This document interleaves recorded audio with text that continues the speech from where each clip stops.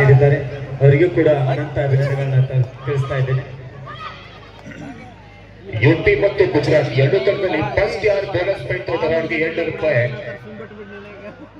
Bonus plus point. Okay, bonus plus point ಪಡೆದಂತವರಿಗೆ 200 ರೂಪಾಯಿ ಕೂಡ ಪಡೆದಂತಾರೆ ಸಿರ್ಸೈಲ್ ಭಜಂತ್ರಿ ಅವರು.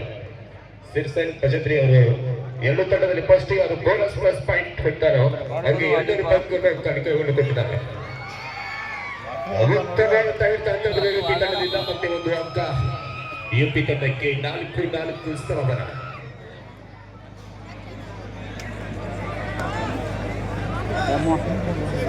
दादा एमओ जैसी नंबर 9 एम्या ಮತ್ತೆ ದಾಳಿಯಲ್ಲಿ ಯುಪಿ ತಂಡದ ಆಟಗಾರ್ತಿ ಜೆಸಿ ನಂಬರ್ 11 जैसी नंबर ಅಂಕಪಟ್ಟಿಯನ್ನು ಪ್ರತಿಭಲ್ಲಿ ಯಾವುದೇ ರೀತಿಯ ಗುರಿಗಳಿಕೆ ಇಲ್ಲದೆ ಮರಳಿ ತಮ್ಮ ಅಂಕಣಕ್ಕೆ ಹೋಗಿದ್ದಾರೆ.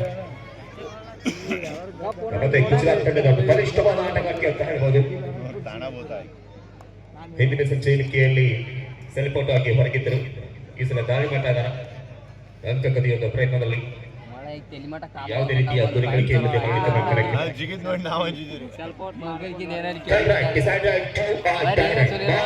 ಇಲ್ಲವೇ ಪಡಿ ಅಂಕ ಪಡಿ ಇಲ್ಲವಾದ್ರೆ ಅಂಕಣದಿಂದ ಹೊರಗೆ ಅಂಕ ಪಡೆಯಬೇಕು.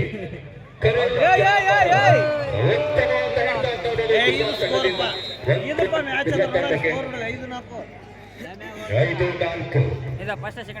5-4